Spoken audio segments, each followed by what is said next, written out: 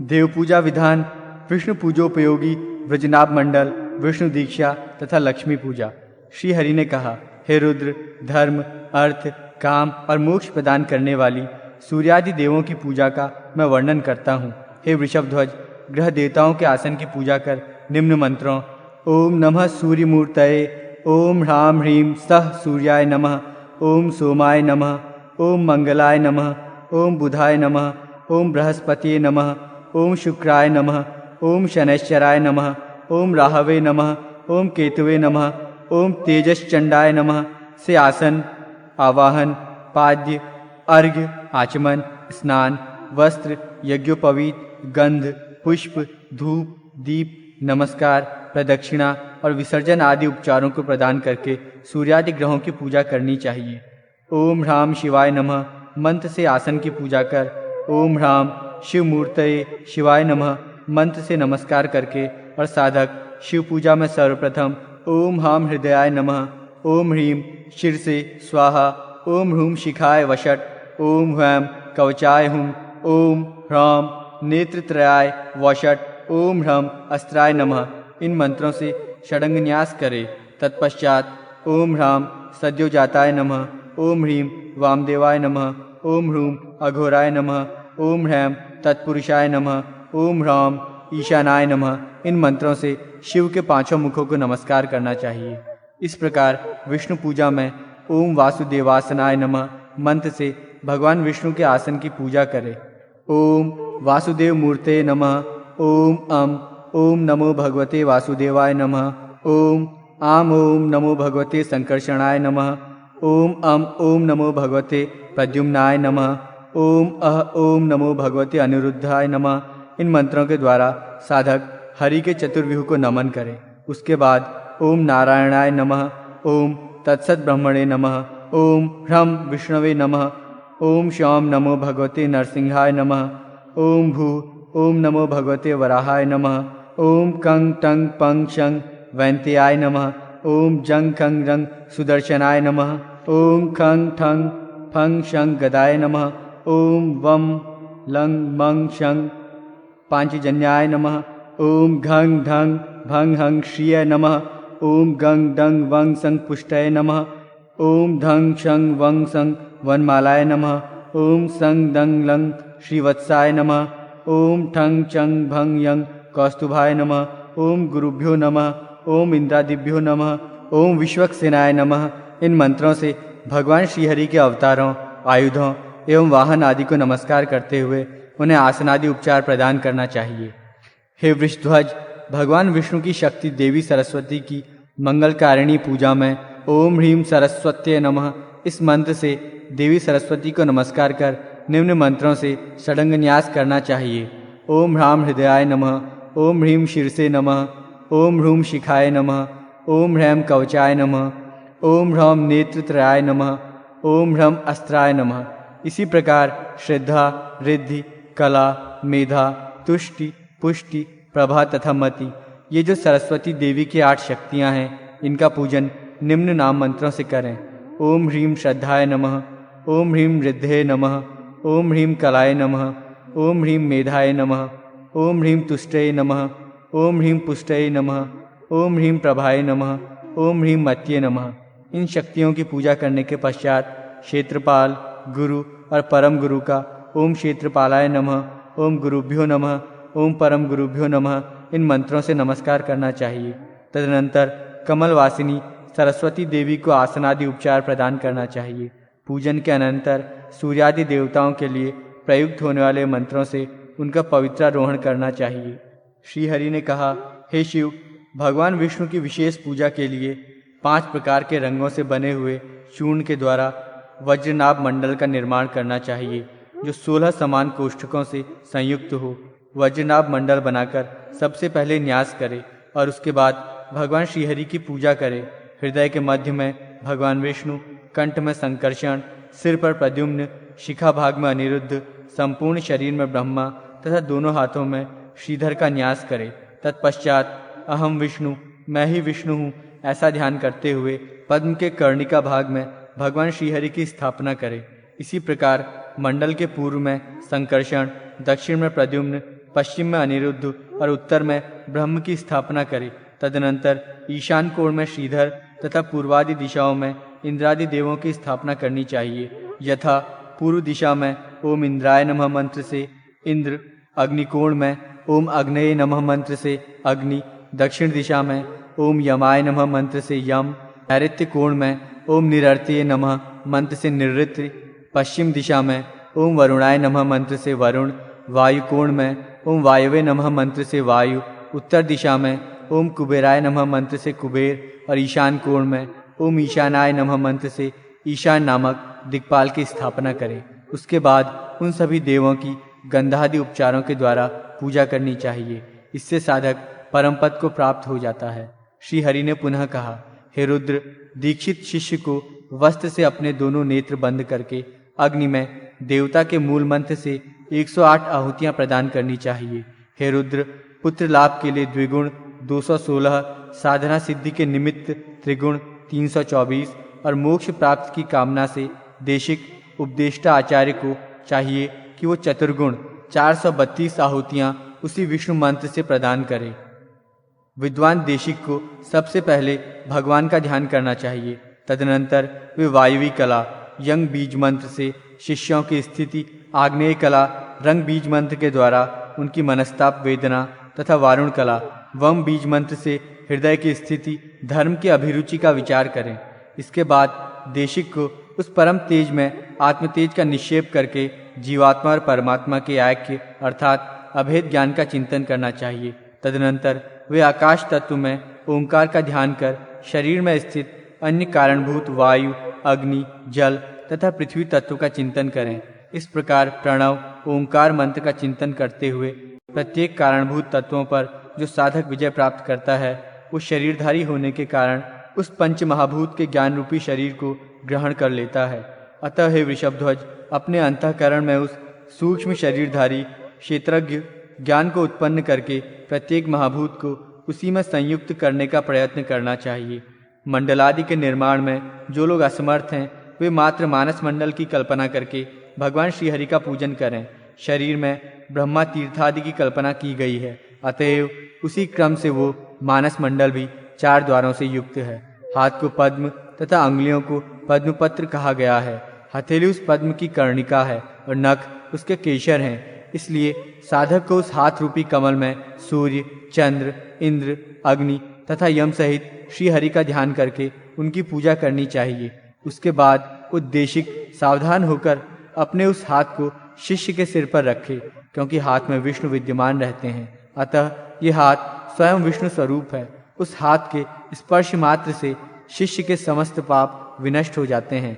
तदनंतर गुरु शिष्य की विधिवत पूजा करे और उस शिष्य का नामकरण करे।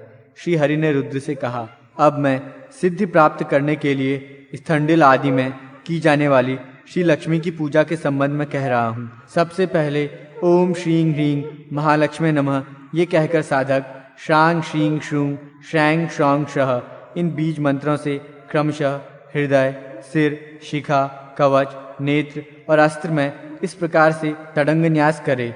ओम श्राम हृदयाय नमः, ओम श्रीं शीर्षे स्वाहा, ओम शूं शिखाय वषट, ओम श्रैम कवचाय हुम, ओम श्रौम नेत्रत्राय वषट, ओम श्रः अस्त्राय फट।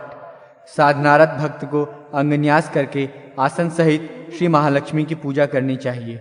इसके बाद 4 प्रकार के वर्णों से अनुरंजित पद्म गर्भ, 4 द्वार और 64 प्रकोष्ठों से युक्त मंडल के मध्य लक्ष्मी और उनके अंगों का तथा एक कोण में दुर्गा, गण एवं गुरु का, तदनंतर अभीष्ट सिद्धि प्राप्त करने के लिए तत्पर साधक अग्नि आदि कोणों में क्षेत्रपाल देवों की पूजा करके हवन करे। तत्पश्चात वो ओम घंग टंग डंग हंग श्री महालक्ष्मी नमः इस महामंत्र से पूर्व उल्लिखित परिवार के सहित श्री महालक्ष्मी देवी का पूजन करे। तदनंतर उस साधक को ओम सौंग सरस्वत्यै नमः, ओम ह्रीं सौंग सरस्वत्यै नमः, ओम ह्रीं वद वद वाग्वादिनी स्वाहा, ओम ह्रीं सरस्वत्यै नमः इन मंत्रों को कहकर सरस्वती जी को नमस्कार करना चाहिए। नवव्यूहार्चन विधि पूजानुक्रम निरूपण। श्री हरि ने रुद्र से कहा, गरुड़ ने कश्यप ऋषि को जो नवव्यूह की पूजा का वर्णन सुनाया था, उसको अब मैं कह रहा हूँ, आप सुने। साधक सबसे पहले योग क्रिया के द्वारा जीवात्मा को मस्तक, नाभि और हृदय रूपी आकाश नामक तत्व में प्रविष्ट करे। तदनंतर वो रंग इस अग्निबीज मंत्र से पांच भौतिक शरीर का शोधन करे। उसके बाद वो यंग इस वायु बीज मंत्र से उस संपूर्ण शरीर के लय की भावना करे। तत्पश्चात वो लंग इस बीज मंत्र से चराचर जगत के साथ उस विलीन हुए शरीर के संप्लावित होने की भावना करे। उसके बाद वो वंग इस बीज मंत्र से पुनः स्वयं में अमरत्व की भावना करे। तदनंतर अमृत के बुदबुदों के बीज मैं ही पीतांबरधारी चतुर्भुज भगवान श्रीहरि हूँ ऐसा मानकर आत्म तत्व के ध्यान में निमग्न हो जाए। इसके बाद शरीर तथा हाथ में 3 प्रकार का मंत्र न्यास करना चाहिए। पहले द्वादशाक्षर बीज मंत्र से, तदनंतर कहे गए बीज मंत्र से न्यास और बाद में षडंग न्यास करे। इससे साधक साक्षात नारायण स्वरूप हो जाता है। साधक दक्षिण अंगुष्ठ से प्रारंभ कर मध्यमा अंगुली पर्यंत न्यास करे। उसके बाद वो पुनः मध्य अंगुली पर ही 2 बीज मंत्र से न्यास करके पुनः शरीर के विभिन्न अंगों पर न्यास करे। क्रमशः हृदय, सिर, शिखा, कवच, मुख, नेत्र, उदर और पीठ भाग से अंग न्यास करते हुए दोनों बाहु, दोनों हाथ, दोनों जानु और दोनों पैरों में भी न्यास करना चाहिए। तदनंतर अपने दोनों हाथों को कमलवत आकृति प्रदान करके उसके मध्य भाग में दोनों अंगुष्ठों को सन्निविष्ट करे। तत्पश्चात उसी मुद्राकृति में परम तत्व स्वरूप अनामय सर्वेश्वर भगवान नारायण का चिंतन करे। इसके बाद इन्हीं बीज मंत्रों से क्रमशः तर्जनी आदि अंगुलियों में न्यास करके यथाक्रम सिर, नेत्र, मुख, कंठ, हृदय, नाभि, गुह्य, जानुद्वय तथा पादद्वय में भी न्यास करना चाहिए। बीज मंत्रों से दोनों हाथों में न्यास तथा षडंग न्यास करके संपूर्ण शरीर में न्यास करना चाहिए। वह अंगुष्ठ से कनिष्ठा अंगुली तक 5 बीज मंत्रों से न्यास करे। उसके बाद हाथ के मध्य भाग में नेत्र के बीज मंत्र से न्यास करने का विधान है।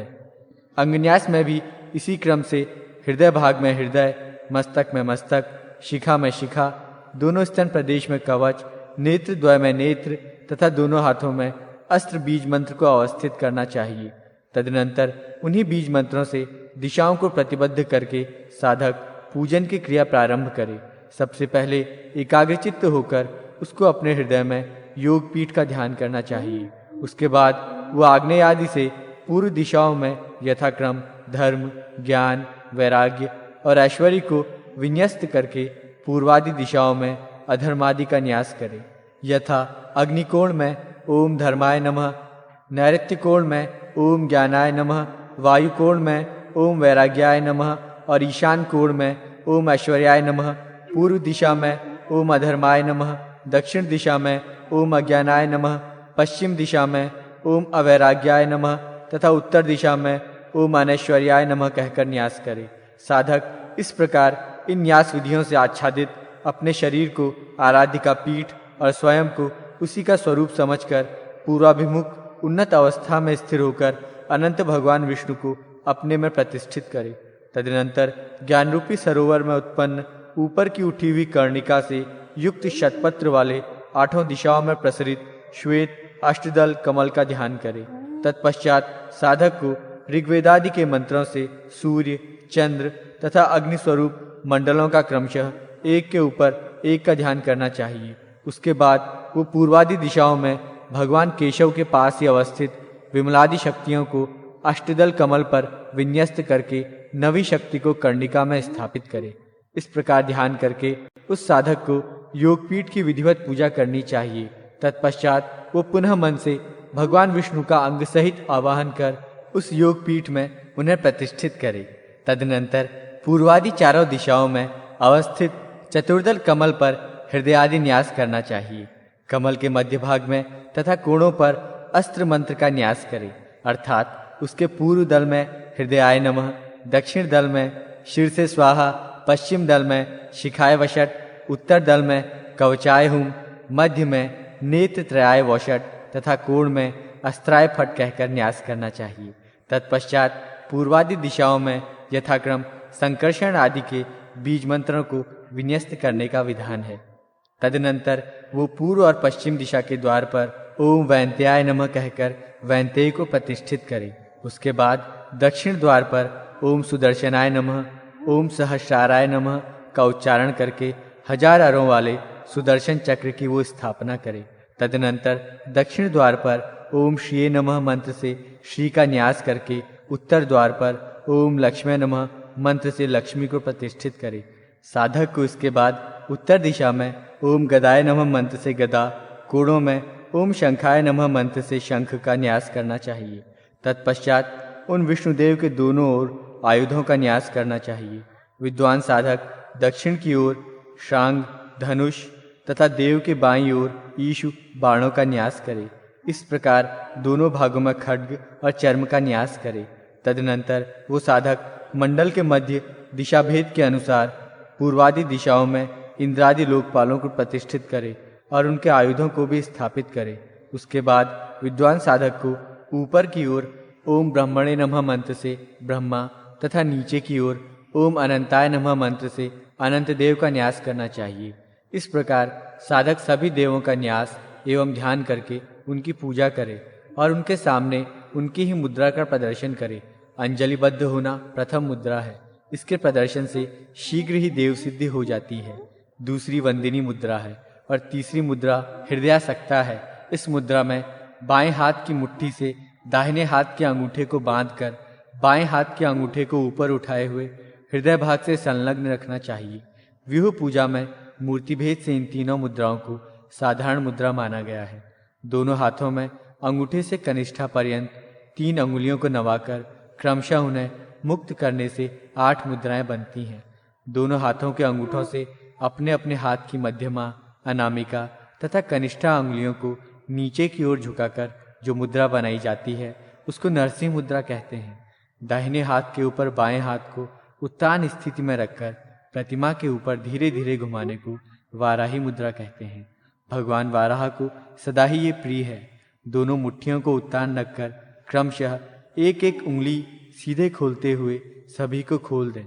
तदनंतर उन सभी अंगुलियों की पुनः मुट्ठी बांध लें। ये अंग मुद्रा कहलाती है। साधक को इन मुद्राओं का प्रदर्शन क्रमशः 10 दिक्पालों के लिए करना चाहिए। भगवान वासुदेव, बलराम, प्रद्युम्न तथा अनिरुद्ध क्रमशः प्रथम, द्वितीय, तृतीय और चतुर्थ देवस्थान के अधिकारी देव हैं। साधक को ओम अंग वासुदेवाय नमः मंत्र से वासुदेव, ओम आंग बलाय नमः मंत्र से बलराम, ओम अम प्रद्युम्नाय नमः मंत्र से प्रद्युम्न तथा ओम अनिरुद्धाय नमः मंत्र से अनिरुद्ध की पूजा करनी चाहिए। ओंकार, तत्सत, हुंग, शौंग तथा भू ये पांचों क्रमशः नारायण, ब्रह्मा, विष्णु, नरसिंह और महावराह भगवान के बीज मंत्र हैं। इसलिए साधक ओम नारायणाय नमः मंत्र से भगवान नारायण, ओम तत्सत ब्रह्मणे नमः मंत्र से पद्ययोनि ब्रह्मा, ओम हुम विष्णवे नमः मंत्र से विष्णु, ओम शाम नरसिंहाय नमः मंत्र से नरसिंह तथा ओम भू महावराय नमः मंत्र से आदिवराह का पूजन करें। उपर्युक्त 9 देवताओं वासुदेव, बलराम, प्रद्युम्न, अनिरुद्ध, नारायण, ब्रह्मा, विष्णु, नरसिंह तथा महावराह नवव्यूह का वर्णन क्रमशः श्वेत, अरुण, हरिद्रावत पीत, नील, श्यामल, लोहित, मेघवत श्याम, अग्निवत पीत एवं मधुपिंगल है। अर्थात वासुदेव श्वेत, बलदेव अरुण, प्रद्युम्न हरिद्रावत पीत, अनिरुद्ध नील, नारायण श्याम, ब्रह्मा रक्ताभ, विष्णु मेघवत श्याम, नरसिंह अग्निवत पीत तथा वराहदेव मधुपिंगल वर्ण की तेजस्वी आभा से सुशोभित रहते हैं।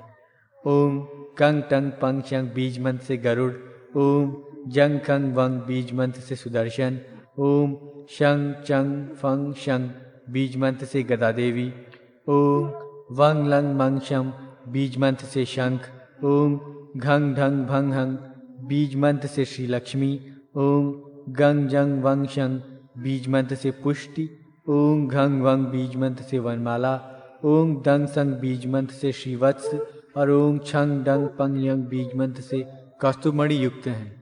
इसके अतिरिक्त मैं स्वयं अनंत विष्णु हूँ। ये सभी उस देवाधिदेव विष्णु के अंग हैं। गरुड़ कमल के समान लाल, गदा कृष्णवर्ण, पुष्टि शिरीष पुष्प रंग के समान आभा से समन्वित तथा लक्ष्मी सुवर्ण कांति से सुशोभित हैं। शंख पूर्ण चंद्र की कांति के समान श्वेत और कौस्तुभमणि नवोदित अरुण के सदृश वर्ण वाला है। चक्र सहस्त्र सूर्यों की कांति के सदृश और श्रीवत्स कुंद पुष्प के समान श्वेत है। वनमाला 5 वर्णों से युक्त पंचवर्णी और अनंत भगवान मेघ की भांति श्याम वर्ण का है। जिन अस्त्रों के रंगों का वर्णन यहाँ नहीं किया गया है वे सभी विद्युत कांति के समान हैं। भगवान विष्णु के इन समस्त अंगों को पुंडरीकाक्ष नामक विद्या से अर्घ्य और पाद्यादि समर्पित करने चाहिए। पूजानुक्रम निरूपण। श्री हरि ने कहा, हे रुद्र, देव के पूजन का जो क्रम है उसके ज्ञान के लिए पूजा विधि के क्रम को कहा जा रहा है। सर्वप्रथम साधक को ओम नमः मंत्र से परमात्मा का स्मरण करना चाहिए।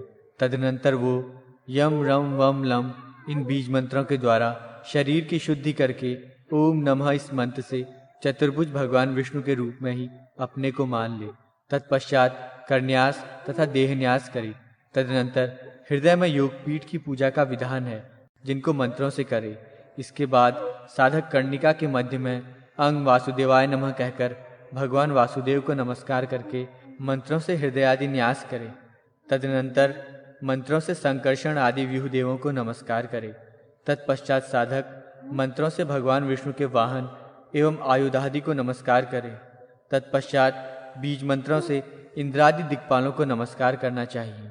इसके बाद क्रमशः पूर्वोक्त इंद्र आदि दिक्पाल देवताओं के आयुधों को प्रणाम करने का विधान है। इसके बाद भगवान अनंत तथा ब्रह्मदेव को मंत्र से प्रणाम करे।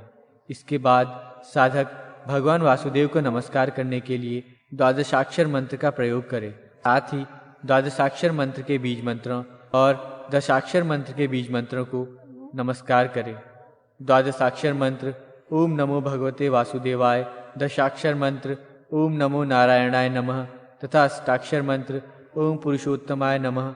इन मंत्रों का यथाशक्ति जप करके मंत्र से भगवान पुंडरीकाक्ष को नमस्कार करें। हे पुंडरीकाक्ष कमल नयन, आपको नमस्कार है। हे विश्व के कारणभूत, आपको मेरा प्रणाम है। हे ब्रह्मणीय देव, आपको नमस्कार है। हे महापुरुष, हे पूर्वज, आपको मेरा प्रणाम है। इस प्रकार भगवान विष्णु की स्तुति करके साधक को हवन करना चाहिए। तदनंतर साधक महापुरुष विद्या नामक मंत्र का विधि पूर्वक 108 बार जप करके अर्घ्य प्रदान करे। और जितंग तेन, ये स्रोत ही महापुरुष विद्या है। इसी स्रोत से उन भगवान नारायण को बारंबार प्रणाम करना चाहिए। तत्पश्चात अग्नि की स्थापना करके साधक उस अग्निदेव की पूजा करने के बाद हवन करे। अपने यथाविहित बीज मंत्र से देवाधिदेव भगवान विष्णु तथा अंग मंत्रों के द्वारा अच्युतादि आंगिक देवताओं को आहुति प्रदान करे। सबसे पहले मंत्रविद साधक को कुंड में ओंकार के द्वारा 3 रेखाओं का उल्लेखन करना चाहिए और उसके बाद यज्ञ कुंड का अभ्यक्षण करना चाहिए। तदनंतर यथाविधि ब्राह्मण पूर्वक हवन कुंड में अग्नि स्थापित करके उत्तम फल आदि से सविधि उसकी पूजा करनी चाहिए। पहले सांगोपांग देव ब्रह्म का मन से ध्यान कर मंडल में उन सभी को स्थापित करे। तदनंतर वो साधक वासुदेव मंत्र से 108 बार आहुति दे। तत्पश्चात उस संकर्षण आदि देवों के बीज मंत्र से उन 6 देवों की भी पूजा करके अंग देवताओं को 3-3 और दिक्पालों को 1-1 आहुति प्रदान करे। उसके बाद हवन पूर्ण होने पर साधक को पुनः एकाग्रचित्त स्थित होकर पूर्णाहुति देनी चाहिए। तदनंतर वो साधक वाणी से अतीत उस परमात्मा में अपनी आत्मा को लीन करे और मंत्र से वासुदेव और उन सभी देवों का विसर्जन करे। हे देवादिदेव भगवान वासुदेव, अब आप उस अपने परम स्थान को प्राप्त करें जहाँ पर निर्मल प्रकाश स्वरूप परम ब्रह्म का निवास है। अंगदेव, संकर्षणादि और इंद्रादि दिक्पाल, आप सभी देव अपने अपने स्थान में निवास करने के लिए प्रस्थान करें।